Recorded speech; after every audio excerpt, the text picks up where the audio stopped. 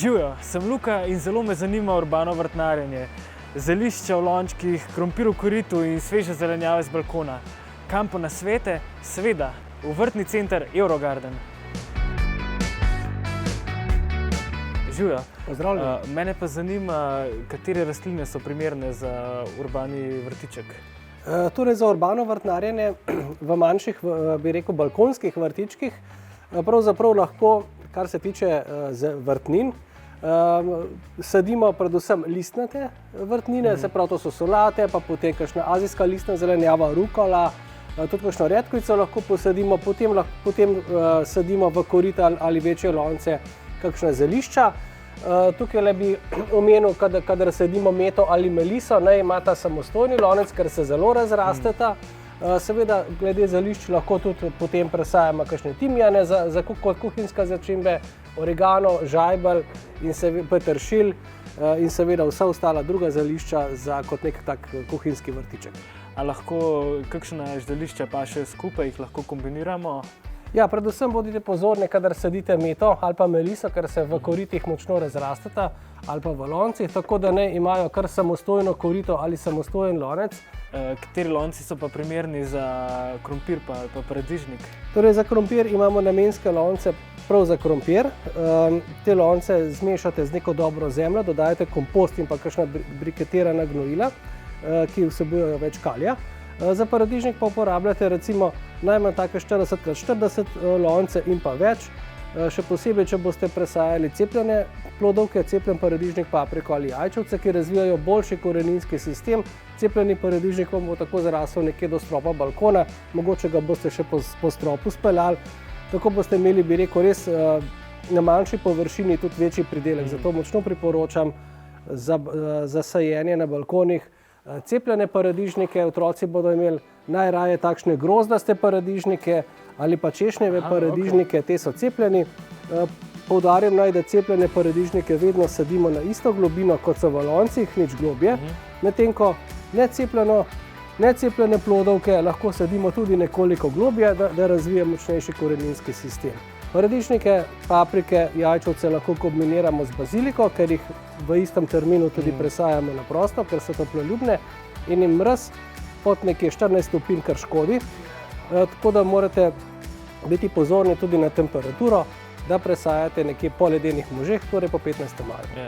A so kakšne take začetniške napake, ker se nekdo, ki se še ni lotil tega, recimo, da se ponavljajo, da mi res priporočate, da tega pa ne delati? Torej, začetniške napake so največkrat te, da ljudje prehitro postavijo plodovke na prosto, ko so temperature in čez dan in čez noč nekje pod 12 stopinj.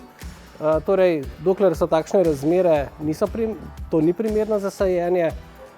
Največkrat se zgodi napaka, da se lonce prezalije ali pa premalo zalije.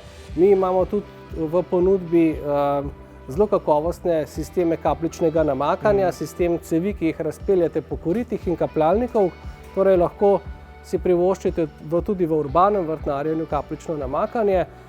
Vedno pa morate preveriti, ali so lonci in korita ali pa razne posode dovolj zalite, ne premalo, ne preveč in pa ne pozabiti na dognojevanje in pa že začetno gnojenje, ker plodovke rabijo precej, bi rekel, gnojil v ustreznem razmerju, to je predvsem kalcij, kalij in pa seveda tudi, bi rekel, dušik.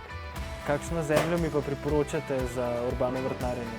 Torej, priporočam zelo kakovostne substrate, mi jih imamo v ponudbi, to so substrati z dodatkom mikorize in pa hranil. Priporočam tudi, da dodate kakšne dodatke za zadrževanje vlage, vkolikor substrati tega ne vsebujejo.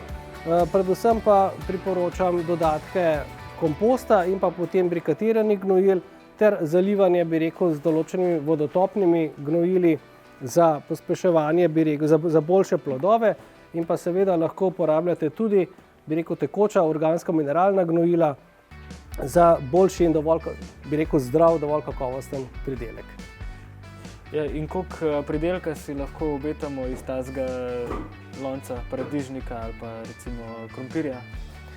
Torej, v bistvu dovolj velik lonec bo zadostil potrebam, bi rekel, koreninskega sistema. Predvsem je tu pomembno to, da če boste sadili cepljene paradižnike, bo zrasel močnejša rastlina in tu bo tudi pridelek seveda večji. A ne? Pravzaprav lahko računamo na enak pridelek kot na vrtu, ob dejstvu, da je treba pa ravnati s paradižnikom, to se pravi ne pozabiti na dognojevanje, odstranjevanje zalistnikov in bi rekel redno pregledovanje, če z rastline vse v redu. Enak pridelek bo kot na vrtu. Etaže se bodo razvile enako kot bi rekel, če bi ga sadili na vrtu, ob dejstvu, da ga sadite tudi na balkon, ko je dovolj toplo. Kako pa to zraste recimo? Cepljene plodovke ob opori, seveda boste morali zagotoviti oporo. Tu imamo tudi lonce, ki že imajo oporo. Za cepljene paradižnike so te opore majčkeno prenizke.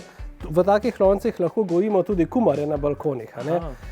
Lahko gojite tudi druge plodovke, recimo celo melone ali pa celo lubenico, s tem, da morate potem plodove nekam, se pravi vrežo, ki naredi poganjek, nekam obesiti in bi rekel potem plodove tudi nekam fiksirati v kakšno mrežo. Tako da v loncih lahko gojite pravzaprav vso zelenjavo, poudarek pa naj bo na plodovkah in pa na listnati zelenjavi, ki jo uporabljamo, bi rekel, dnevno sveže in pa na zeliščih. Lahko seveda v korita sadite tudi jagode, nizke maline, to je pa pač vse odvisno, tudi jagodiči, a ne, kot so nizke maline, to je pa seveda vse odvisno od tega, koliko imate prostora, celo kakšno nizko pritlikavo sadno drevo lahko umestite v svoj balkon. Ampak se mi zdi lih to prednost tega urbanega vrtnarjenja, da lahko na zelo majhen prostor posadiš veliko stvari. Res je, izkoristite lahko tudi stene, kamor lahko vertikalno postavite, bi rekel, na držala razna korita. Obstajajo tudi vertikalne stene za zasajanje zelišč in pa drugih rastlin, tako da v bistvu tako stene kot celo strope lahko, bi rekel, izkoristite z obešankami. Seveda pa korita in lonce naj bodo dovolj veliki, da jih boste lahko razporedili v sprednji del balkona. Hvala vam za vse te nasvete in verjamem, da bo letos glede na vse vaše nasvete res veliko pridelka. Enako želim vam prijetno vrtnarjenje, predvsem veliko veselja pri zasaditvi in pa oskrbi in pa seveda dober in dovolj visok pridelek. Hvala.